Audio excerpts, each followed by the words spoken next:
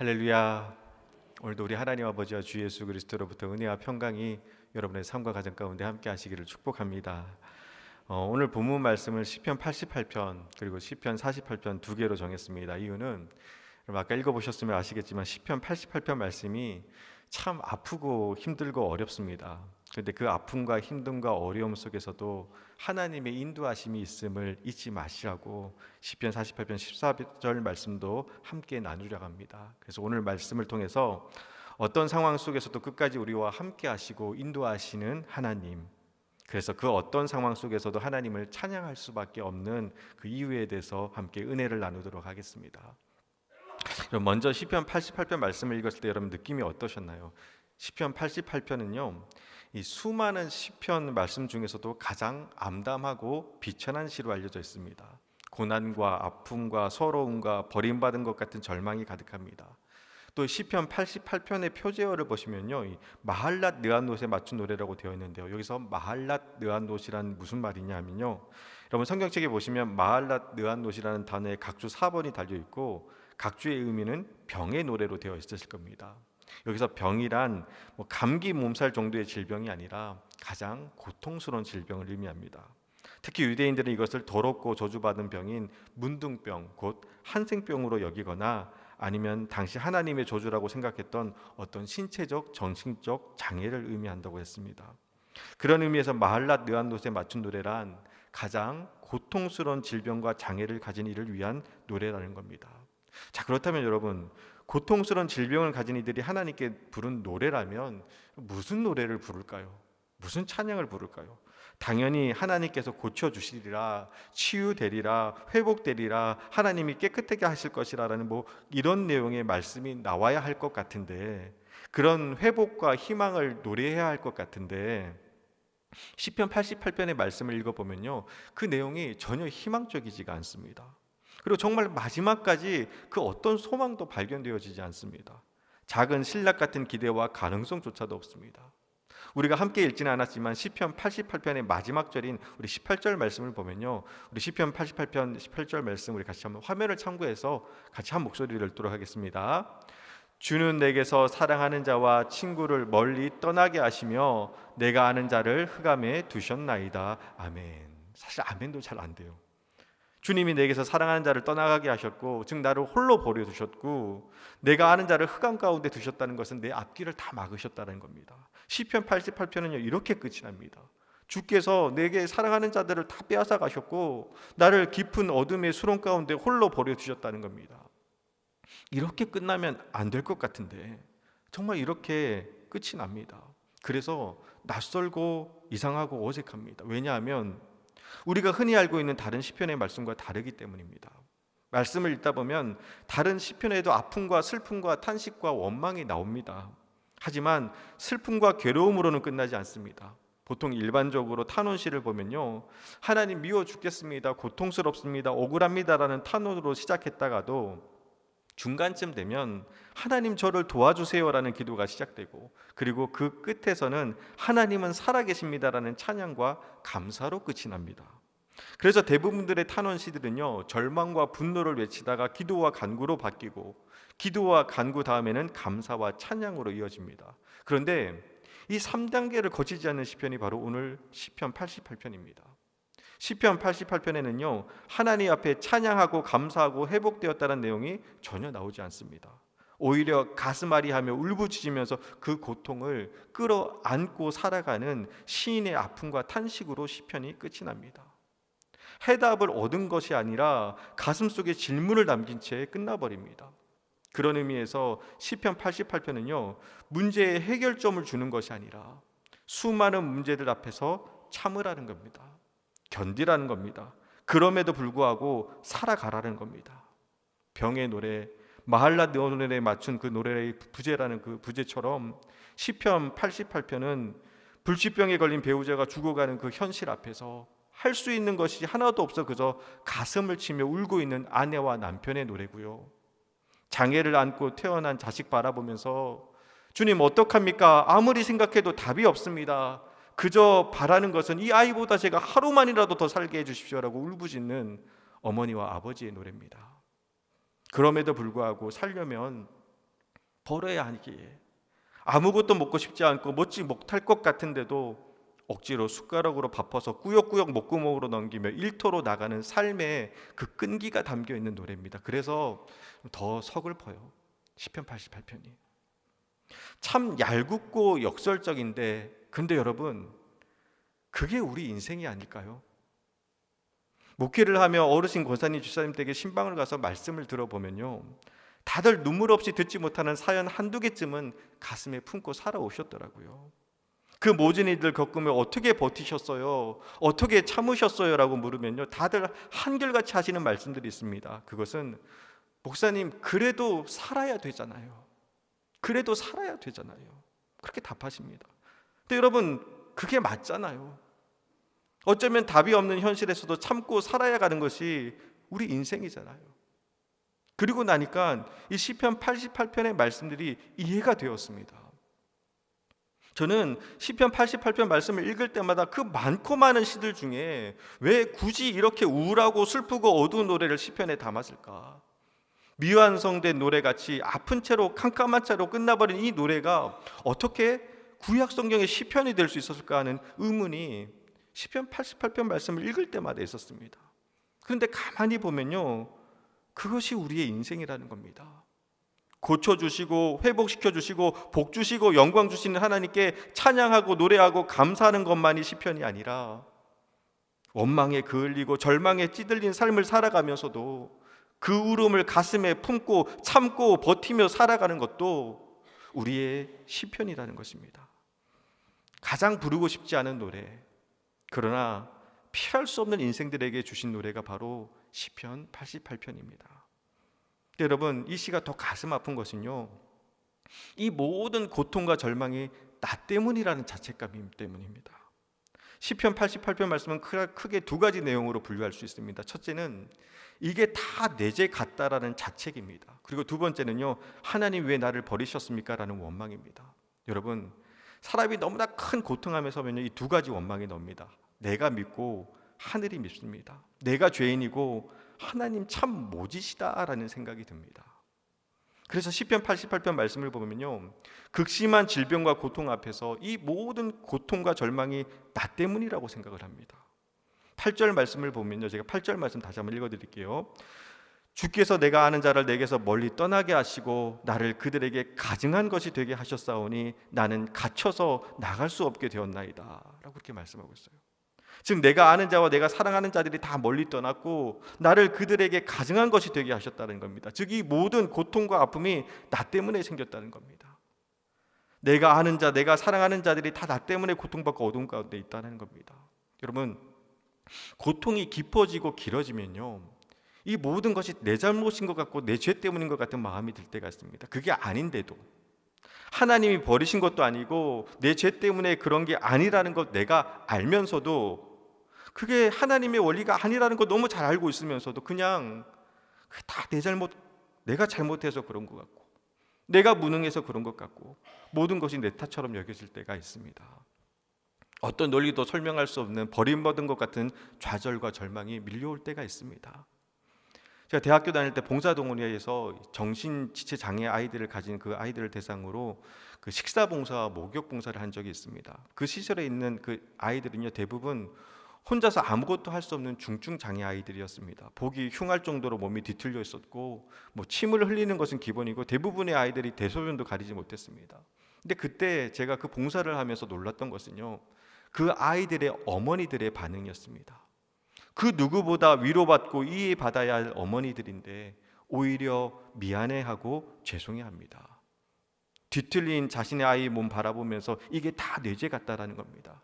모든 것이 내 탓인 것 같고 내가 부족해서 그런 것 같다고 하십니다. 그게 아니라고, 어머니 그게 아니라고, 성경적으로 그리고 신학적으로 그게 아니라고 아무리 말씀드려도 미안해하며 가슴 아파하십니다.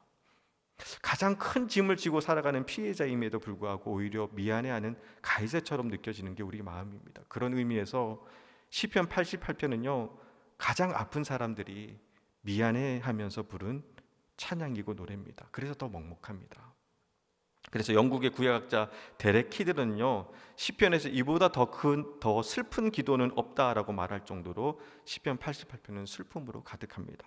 근데 여러분, 그 수많은 탄식과 원망과 아픔 속에서도 여러분 끝까지 붙들고 있는 것이 하나가 있습니다. 그것이 무엇이냐면요, 여호와 내 구원의 하나님이여입니다. 우리 시편 88편 1절 말씀 우리 다시 같이 한 목소리로 한번 읽어보도록 하겠습니다. 88편 1절 말씀입니다. 여호와 내 구원의 하나님이여, 내가 주야로 주 앞에서 부르짖어 싸우니 아멘. 여호와 내 구원의 하나님이여라는 이 문장이 저에게 너무나 큰 도전이었고 은혜였습니다. 원망과 하소연과 버림받은 것 같은 절망과 슬픔과 어둠이 가득한 시편 88편이지만 그 전제와 시작은요, 여호와 내 구원의 하나님이라는 겁니다. 내 삶과 상황이 이렇게 아프고 고통스럽게 인도하시는 하나님이 밉고 원망스럽고 서운하고 야속하지만, 그래서 하나님을 향한 그 어떤 감사도 소망도 희망도 노래하고 있지는 않지만 그 모든 것의 전제는 여호와 내 구원의 하나님이시라는 겁니다. 여호와는 내 하나님이시라는 겁니다. 여러분, 이게 믿음입니다. 고난과 아픔 속에서도, 버림받은 상처와 질병의 고통 속에서도, 그래서 하나님을 향한 원망과 하소연과 울분을 쏟아놓는다 할지라도 여호와는 내 하나님이시라는 겁니다. 비록 슬픔과 아픔과 눈물과 탄식으로 끝난다 할지라도 여호와가 내 하나님이시기 때문에 여러분, 시편 88편이 하나님을 향한 노래가 되고 찬양이 되는 겁니다. 하나님이 내 하나님이시니까. 말씀을 준비하면서 저도 모르게 그런 기도가 나왔습니다. 주님, 저와 우리 교회 성도들은요, 제발 시편 88편 같은 노래는, 찬양은 부르지 않게 해달라고. 이기적이라고 해도, 야, 고난과 질병이 그렇게 무섭냐, 믿음의 대장부가 돼야지 겁쟁이냐라고 그렇게 핀잔을 주셔도, 하나님, 그냥 저와 우리 교회 성도님들은 시편 88편 같은 찬양은 안 불렀으면 좋겠습니다라는 기도가 나왔습니다. 너무 힘들고 아프고 슬프고 외롭고 눈물 나니까요. 그러면서 주님, 그냥 저와 우리 교회 성도님들은 시편 88편이 아니라 시편 30편의 찬양을 불렀으면 좋겠습니다 라는 기도가 나오더라고요. 자, 그럼 여러분, 시편 30편이 엄청 궁금하실 겁니다. 시편 30편 집에 가셔서 한번 읽어보세요. 기분 되게 좋아하실 겁니다. 제가 몇 소절만 읽어드릴게요. 시편 30편 2절 말씀입니다. 여호와 내 하나님이여, 내가 주께 부르짖음에 나를 고치셨나이다. 자, 여기서 아멘 되게 크게 나오시. 아까까지 아멘 한 번도 안 하시다가 또 시편 30편 11절 12절 말씀, 이제 그 마지막 말씀인데 시편 30편 11절 12절 말씀 같이 읽겠습니다. 주께서 나의 슬픔이 변하여 내게 춤이 되게 하시며 나의 베옷을 벗기시고 기쁨으로 띠를 띄우셨나이다. 이는 잠잠하지 아니하고 내 영광으로 주를 찬송하게 하심이니 여호와 나의 하나님이여, 내가 주께 영원히 감사하리이다. 아멘. 이렇게 끝이 납니다. 얼마나 좋나요? 부르짖었더니 고쳐주셨고, 슬픔이 변하여 춤추게 하셨고, 베옷을 벗기시고 기쁨으로 띠를 띄워주시고, 내 영광으로 주를 찬송하고 주께 영원히 감사하고, 너무 좋잖아요. 근데 여러분, 그거 아세요? 시편 30편과 시편 88편, 정말 너무나 다른 상황과 환경이고 너무나 다른 하나님을 향한 노래지만 이 두 시에서 공통적으로 나오는 구절이 있습니다. 그것이 무엇이냐? 바로 여호와 내 하나님이여입니다. 여호와 내 하나님이여. 여러분, 기쁨과 감사와 영광으로 하나님께 감사하며 찬양할 수 있지만 원망과 슬픔과 탄식과 눈물로도 하나님을 찬양할 수 있습니다. 그리고 그 이유는 여호와 내 하나님이요, 여호와께서 나의 하나님이시기 때문입니다. 오늘 저녁 예배는요, 우리 임마누엘 찬양대 헌신 예배로 드립니다. 임마누엘이라는 의미가 뭔가요? 임, 함께, 마누, 우리와 엘, 하나님. 임마누엘, 우리와 함께 하시는 하나님. 하나님이 우리와 함께 하신다는 겁니다. 그리고 그것이 바로 여러분, 찬양의 이유가 되는 겁니다. 아무것도 없어도 임마누엘 하나만으로도 그것이 찬양의 이유가 되는 겁니다. 비록 지금 내 상황과 환경이 어렵고 힘들어도, 또 막막하고 캄캄해서 앞이 보이지 않는다 할지라도 여호와께서 내 하나님이시니까, 하나님이 나와 함께 하시니까 아픔 중에서도 슬픔 중에서도 고난과 문제 앞에서도 하나님을 찬양할 수 있는 것입니다. 그리고 여러분 꼭 기억하시길 바랍니다. 지금 내 삶이, 내 인생이 그 끝이 보이지 않는 어둠과 흑암 가운데 있다 할지라도, 그래서 더 이상 어떤 소망과 희망도 없어 보인다 할지라도 임마누엘의 하나님이 우리와 함께 계시면요, 그곳에는 하나님의 인도하심이 있습니다. 그리고 여러분, 하나님의 인도하심에는요 끝이 없습니다. 이제 말씀을 정리하면서 두 번째 본문인 시편 48편 18절 14절 말씀, 우리 함께 말씀을 다시 보도록 하겠습니다. 우리 같이 한 목소리를 들어가겠습니다. 이 하나님은 영원히 우리 하나님이시니 그가 우리를 죽을 때까지 인도하시리로다. 아멘.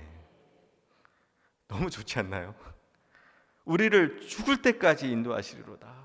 표현이 되게 투박하고 원색적인데요, 이 말씀이 너무 좋아요. 하나님이 우리를 언제까지 인도하신다고요? 죽을 때까지 인도하신다는 겁니다. 여러분, 사실 이게 끝이 아닙니다. 여기서 죽을 때까지로 번역된 히브리어 단어의 원어적 의미는요, 죽음을 넘어서라는 의미도 담고 있습니다. 그래서 작년 12월에 그 대한성서공회에서 번역된 새한글 성경에서는요, 이 구절을 이렇게 번역합니다. 우리 화면을 참고해서 새한글 성경으로 한번 읽어보도록 하겠습니다. 우리 같이 읽겠습니다. 이 하나님은 우리 하나님이시다. 영원히 언제까지나 하나님이 우리를 이끄실 것이다. 죽음을 넘어서까지. 아멘. 하나님은 우리 하나님이시고 영원히 언제나 죽음을 넘어서까지 우리를 인도하신다는 겁니다. 여러분, 죽음도 우리를 향한 하나님의 인도하심을 막을 수가 없다는 겁니다. 그리고 이 말씀이 더 큰 은혜로 와닿았던 것은요, 여기서 인도하신다라는 단어의 히브리어의 그 사전적 의미는요, 슬퍼한다, 비탄에 빠진다, 그리고 함께 아파한다라는 뜻입니다. 즉 여호와 하나님께서 죽기까지 우리와 함께 아파하시고 우리와 함께 슬퍼하신다라는 겁니다. 아픈 우리를 잊어버리시거나 또는 죽을 만큼 아픈가 보다 하며 멀리서 지켜보는 것이 아니라 죽는 날까지 우리와 함께 아파하신다는 겁니다. 고난 가운데 있을 때 여러분, 그런 생각 들 때 있잖아요. 이 아픔과 서러움과 눈물 누가 알까 싶지만 임마누엘의 하나님이 우리와 함께 아파하시고 인도하시고 우리 가운데 역사하신다는 겁니다. 사실 저는요, 그 함께 아파한다라는 것이 어렸을 때는요 별로 와닿지가 않았습니다. 함께 아파한다, 함께 아파한다, 함께 아프다라는 게 뭘까? 그저 다른 사람의 아픔을 이해하고 공감하는 것쯤으로 생각을 했습니다. 그런데 함께 아파한다라는 것이요, 제가 자식을 낳고 키워보니까 아프고 부족하고 연약한 자식을 향해 내 아픈 손가락이라고 말씀하는 어른들의 말이 뭔지 조금은 알 것 같았습니다. 아기가 고열에 끙끙 앓으면 막 열경기 나고 그러면요, 저도 아픕니다. 제가 아이를 위해서 해줄 수 있는 것이 아무것도 없습니다. 하지만 그날은 잠을 못 이룹니다. 12시에 일어나 아이 이마에 손대보고 체온계로 열재보고, 새벽 2시에 일어나 아이 이마에 손대보고 체온계로 열재보고, 새벽 4시에 일어나 아이 이마에 손대보고 체온계로 열재보고, 새벽 기도 갔다 와서 아이 이마에 손대보고 체온계로 열재보고, 끙끙 앓고 있는 아이에게 제가 해줄 수 있는 게 없습니다. 그런데 그 자리에서 함께 아파하는 겁니다. 그리고 그제서야 약하고 아프고 장애를 갖고 있는 아이를 향해서 어르신들이 이 아이는 내 아픈 손가락입니다라고 했던 그 말의 의미가 뭔지 알겠더라고요. 아픈 손가락이란 말은요, 얘는 원래 약해요, 얘는 원래 아파요, 얘는 태어날 때부터 장애를 갖고 있어요, 얘는 병 걸린 손가락이고 얘는 장애를 갖고 있는 손가락이라고 그런 객관적인 이야기를 하는 것이 아닙니다. 아픈 손가락이라는 것은요, 손가락이 아프면 내가 아픈 겁니다. 손가락에 염증이라도 생기면 내 몸이 열로 펄펄 끓는 겁니다. 아픈 손가락은 나와 분리되어진 약함을 의미하는 것이 아니라, 손가락이 아프다는 것은요, 내가 아프다는 것이고, 아픈 손가락으로 인해서 내가 슬프고 힘들다라는 겁니다. 그리고 이것이 바로 아픈 손가락인 우리를 붙드시며 함께 아파하시며, 너가 아프고 슬프고 비통해도 죽는 날까지, 아니 죽음을 넘어서까지 내가 너를 인도하겠다라는 하나님의 약속입니다. 그리고 그렇기 때문에 우리는 어떤 상황 속에서도 하나님을 노래할 수 있습니다. 내 아픔과 슬픔과 탄식을 모르는 것이 아니라 우리와 함께 아파하시는 하나님, 때로는 납득되지 않고 이해되지 않는 현실과 상황으로 인해서 낙심하고 실망하고 소원하고 원망스러울 때도 있지만, 그때에도 우리와 함께 하시는 임마누엘의 하나님을, 여호와 내 하나님을, 죽을 때까지, 아니 죽음을 넘어서까지 우리를 인도하시는 그 하나님을 찬양할 수 있는 저와 여러분이, 그리고 임마누엘 찬양대가 되시기를 주님의 이름으로 축원합니다. 기도하시겠습니다.